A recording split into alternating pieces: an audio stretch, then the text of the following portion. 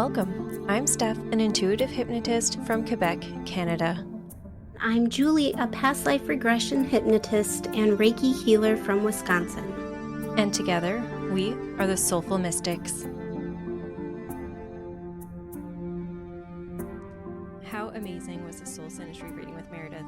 It was super cool, and I love how she described our signs make a full moon. So my moon sign is a Sagittarius, your sun sign is a Gemini, and those are sister signs. Don't know how, but I know that together we make a full moon. Yeah. There's so many things that both of us, we already knew.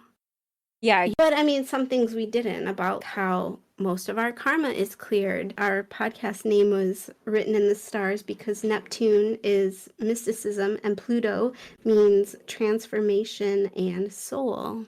Yes, we weren't surprised that we had many past lives together. Yes. It wasn't a shock, but it was also very validating. And yeah, I think that's the thing, like how validating it was for like what we already knew. Exactly. And she kept saying seeker throughout the entire thing, which is your business name. That's Soul true. Seeker. Yeah. I feel like mine was given to me by my spirit guide, like actually 3 years ago. Oh, interesting. Yeah. I was going to start a blog and YouTube channel. That was part of the name. And then I just never, I don't know, it just wasn't right. This isn't going to be it for me. That's so funny because we never talked about this, but I also tried to start a YouTube channel. Really? Yes. And Thank God. I couldn't because I had so much trouble talking to myself. Yes, me too. And one thing she said, Juno showing that our partnership helps us process information and that we're going to help each other become better speakers while we gain confidence in speaking publicly or allowing other people to hear and see us. Right. Which makes a lot of sense that we couldn't follow through with starting something on our own. But as soon as we met in July or August, 6 months later, we're starting a podcast and we've found our voices and found that confidence to share our stories. And I think that that is really special. Yeah. Yeah, it's freaking awesome. But is it surprising? No, it's not. Yeah. Also, the Chiron being activated in our charts the first time we spoke. Yeah. And her saying that we are wounded healers. And just for anyone who doesn't know about Chiron, I found this explanation on Google. He's a comet with a unique erratic orbit. In the natal chart, Chiron is symbolized by the wounded healer, and it represents our deepest wound and our efforts to heal the wound. Throughout the reading, she kept saying that we were wounded healers and we're going to bring consciousness to our own underlying wounds and help each other heal them. And I resonated with everything she said. One of the first things that stood out to me was that we're medicine for each other. Yes. And I know that I've been feeling that because since we started talking, the amount of healing that I've done has been huge. And so far, I think that you've done that for sure for me, like helped me get over the self-doubt and criticism that I experience quite frequently. Yeah, but you do the same for me too. Yeah, we have the same kind of wounds and I have trouble helping myself because I'm so hard on myself, and same thing with you, that it makes it so much easier that we can help each other through it. You know, hopefully we get to a point where we don't need the validation, but for now it's what I needed. Yeah, and that we usually feel the same way at the same time about the same things. Exactly. I remember when I had my reading with her back in November, she actually told me that one of my purposes in this life is to embody the energy of Chiron. And so I still need to learn exactly what that means. Yeah. I think that everything that we've been through in our lives, we learn from those traumas and those things that have happened to us or for us, however you want to see it. And if we share those stories, we are sharing our vulnerabilities, which is going to help other people who have been through similar things move through it themselves, which I think is a good example of how I see the wounded healer. Yeah. And embracing that, because sometimes we try to hide our wounds. And I mean, I've been hiding them for a long time. So coming onto a podcast and sharing them with whoever wants to listen is something that's Mm, unique that I didn't think I would be able to do in my lifetime. But just like Meredith said, as soon as we met, I felt so much more confident expressing myself and my truth and my story. I love that. It's so true, though. One thing I wrote down and I underlined is that we are here to support each other's voices. And I love that too, Yeah, because it's like we've done that ever since the very beginning. for sure. And when I lost my voice, you and the other women in the group have just really shown me a lot of patience and understanding when it comes to that, and offered a lot of support and advice on how I can be a hypnotist and still have trouble with my physical voice. I haven't lost it since, even though I lost it quite a bit that year. Yeah. Well, I mean, throughout the training, there was numerous times it seemed Oh, yeah. when you had lost it. Yeah. But you're right, like since then, I mean, when I've talked to you, like it's been fine. You haven't had the issue. Honestly, since we met, I haven't had the issue. That's amazing. Yeah, and so when she started talking about Mercury and Pluto, which showed up a lot in our charts, which told her that we've been killed a lot for speaking our truth, and Yes. that we both have a lot of throat chakra issues. And I feel like my throat chakra issues have always been present, and they just kind of manifested in different ways depending on what I was going through in life. So right now, speaking my truth and believing that my words matter is now my struggle. So I've moved from not speaking up at all to speaking up for other people. And now I'm working on believing that my words matter. And what she did say was that both of our Mercuries is in each other's career chart. The And 10th house. yeah. And so that means that getting our voices out into the public stage together is in the cards for us, and that we're going to be game changers, I think is what she said, who's going to Mhm. spread our light together, which will cause a ripple effect for the collective.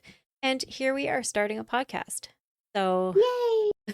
Well, and also too, Mercury being communication, with Mercury being in the 10th house, which is career, and we're both in hypnosis, yeah, which is communicating. yeah, Obviously, we did something right.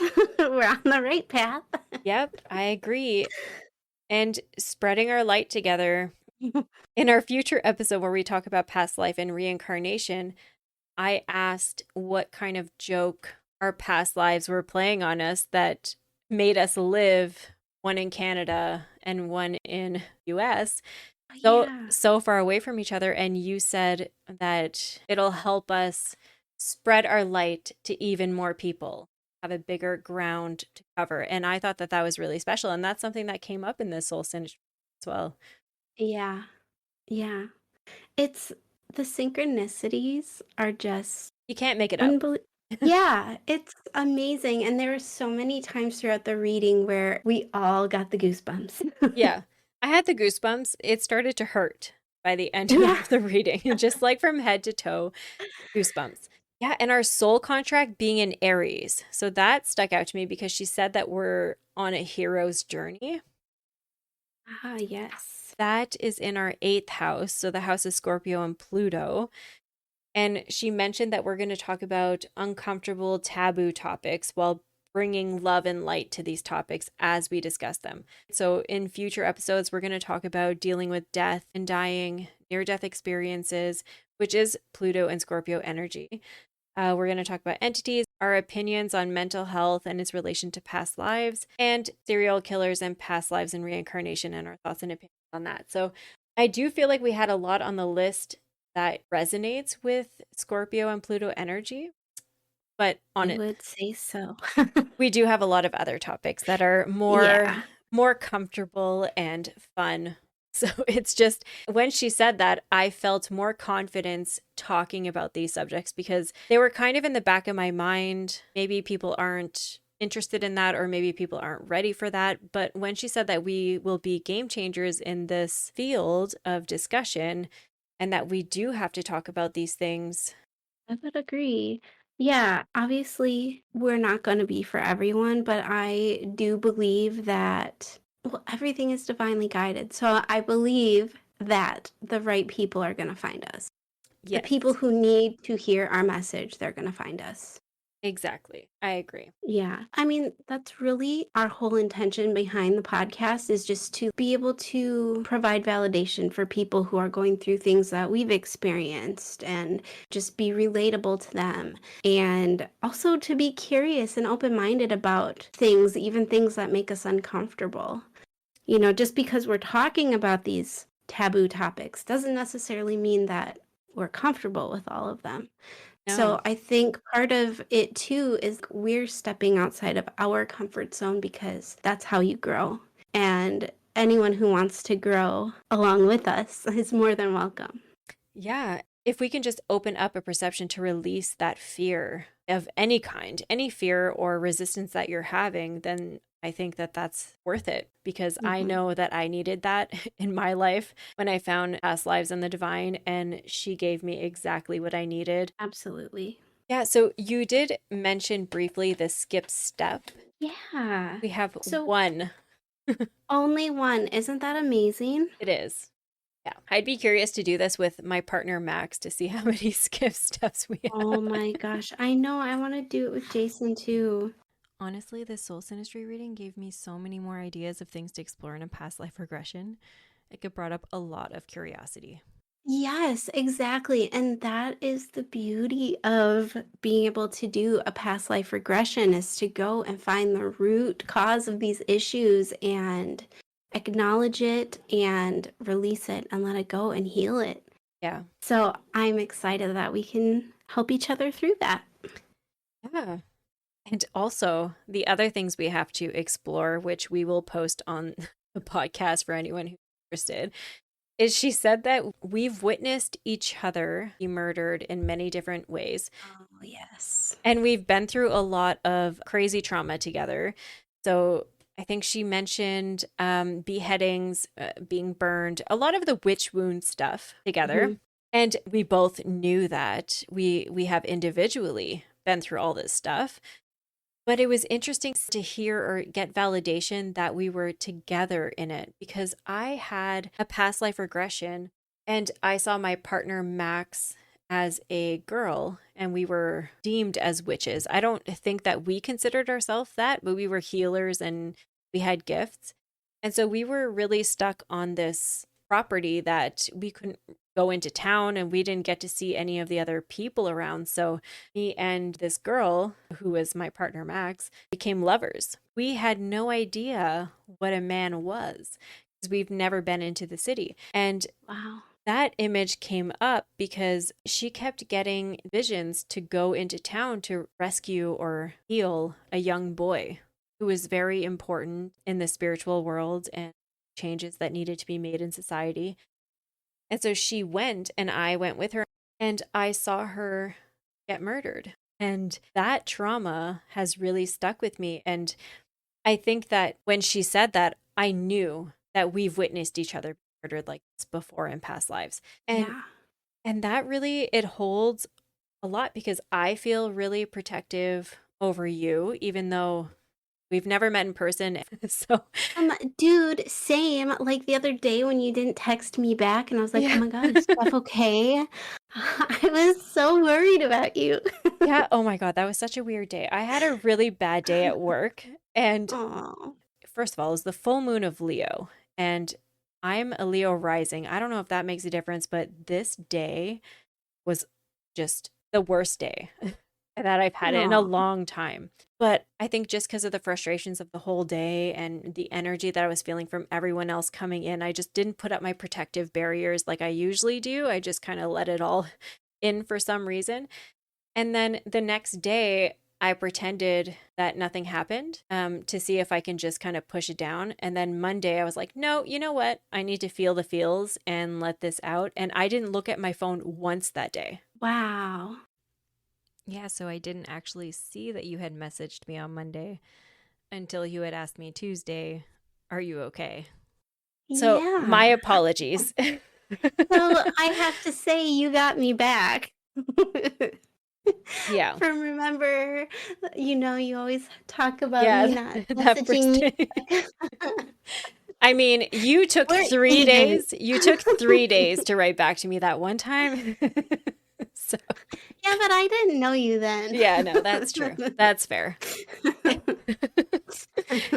But yeah, it's really funny how we can develop such strong connections. And the reason why we got this reading done is because we had such a strong connection right from the beginning. With you, it just felt so natural. And it's not, it doesn't take energy. It gives me energy to talk to you, to Oh hang my out. God. Yes, I feel that too. That is awesome. Even like I know there's been times where we've made plans to, do a recording or something and neither of us are feeling it and so we cancel it or whatever. But there's also been times where it was like, oh yeah, I don't know if I really feel like doing this, but then I get on the phone with you and it's like, oh yeah, I'm glad we did this. Yeah. Oh, and I wanted to start this conversation by saying, Julie, what brought you joy today? Like Meredith suggested. And then I completely forgot. Oh, So she said that yeah. you're going to be that grounding force for us. But I wanted to start it off by thanking you for being the anchor to my boat, as she described. Aw. And what brought you joy today? You did. Seriously, with that animal communication reading you did for me, Okay. that brought me so much joy, and I'm so grateful. And that's it for today's episode. Until next time, stay curious.